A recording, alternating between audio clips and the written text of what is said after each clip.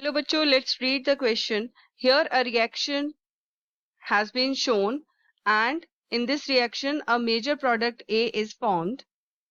The number of hyperconjugation structures involved in the to stabilize carbocation formed in the above reaction is option number A is 7, option number B is 8, option number C is 9, and option number D is 12. सबसे पहले हम ये समझेंगे that what is the key concept for this question. तो यहाँ पर hyper conjugation जो concept है वो बोला गया है। सबसे पहले हम उसको समझते हैं। तो हाइपर कॉन्जुगेशन क्या होता है?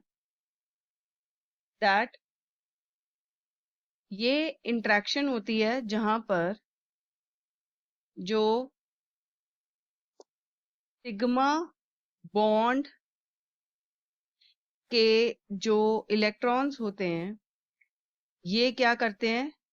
डीलोकलाइज करते हैं। और कहां पर करते हैं? इनटू एम्प्टी और पार्शियली फिल्ड पाई ऑर्बिटल में। So this is called hyperconjugation. Now moving on to the question. Here सबसे पहले हम यहाँ पर जो रिएक्शन है वो शो करेंगे। तो किस तरह से? फॉर्मेशन ऑफ कार्बोकेटाइन को एक्सप्लेन करने के लिए सबसे पहले हम यहाँ पर शिफ्ट दिखाएंगे ऑफ पॉजिटिव चार्ज। एंड यहाँ पर क्या है? CH3, यहाँ पर है OH जिसके पास 2 लोन पेयर ऑफ इलेक्ट्रॉन्स हैं, और जो HBr है उसका हम H पॉजिटिव ले लेंगे। तो यहां से ये हाइड्रोजन ये ले लेगा OH, और यहां से ये एलिमिनेट हो जाएगा। तो आफ्टर दैट क्या स्ट्रक्चर बनेगा? यहां पर इस तरह से हम दिखाएंगे, यहां पर CH3 और इधर पॉजिटिव चार्ज। अब ये यहां पर शिफ्ट हो जाएगा, यानी कि इस शिफ्ट को हम बोलते हैं मिथाइल शिफ्ट। और उसके बाद यहां पर ये जो पॉजिटिव चार्ज है वो शिफ्ट हो जाएगा। तो पॉजिटिव चार्ज यहां पर आ चुका है, और यहां पर हम दिखा देंगे CH3 और हाइड्रोजन। अब अगेन यहां पर क्या हो जाएगा? हाइड्राइड शिफ्ट होगा, ताकि ये स्ट्रक्चर और ज्यादा स्टेबल बन सके।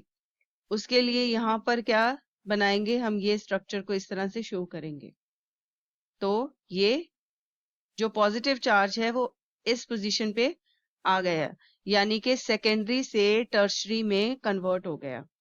अब आप अगर देखें तो यहाँ पर हम अल्फा हाइड्रोजन्स भी शो करेंगे। तो अल्फा हाइड्रोजन्स को शो करने के लिए आप अगर देखें तो यहाँ पर 2 अल्फा हाइड्रोजन्स दिखाई दे रहे हैं, यानी कि हम बोलेंगे यहाँ पर 2 अल्फा हाइड्रोजन्स हैं। और नेक्स्ट अगर जब मिथाइल शिफ्ट हो गई उसके बाद हाइड्रोजन कौन कौन से होंगे? एक तो ये वाला 1, और एक यहाँ पर है 2, और 2 इधर है 3 एंड 4, यानी कि हमारे पास 4 अल्फा हाइड्रोजन आ चुके हैं। और ये जो स्ट्रक्चर बना है ये एक स्टेबल कार्बोकेटाइन का स्ट्रक्चर बना है। तो इस स्ट्रक्चर को एज अ होल हम क्या कंसीडर करेंगे? एक स्ट्रक्चर कंसीडर करेंगे, क्योंकि इसके जो अल्फा हाइड्रोजन है हम उसको काउंट नहीं करेंगे।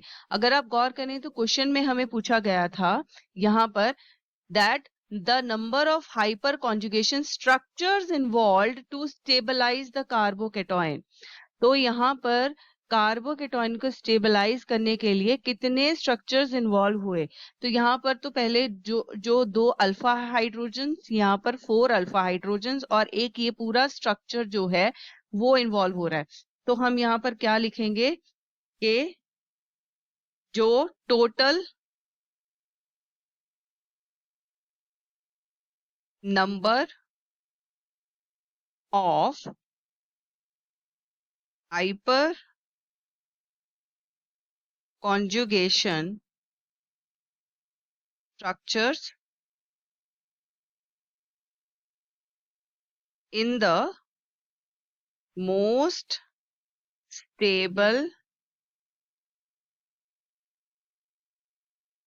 carbocation will be 2 alpha hydrogen और 4 अल्फा हाइड्रोजन के साथ जो पूरा एक स्ट्रक्चर स्टेबलाइज स्ट्रक्चर है उसको हम एड अप करेंगे। तो हमारे पास कितने स्ट्रक्चर्स आ गए? 7 स्ट्रक्चर्स आ गए। तो दैट मीन्स हमारा जो ऑप्शन नंबर ए है that will be the correct answer. I hope you have understood this answer very well. Thanks for watching.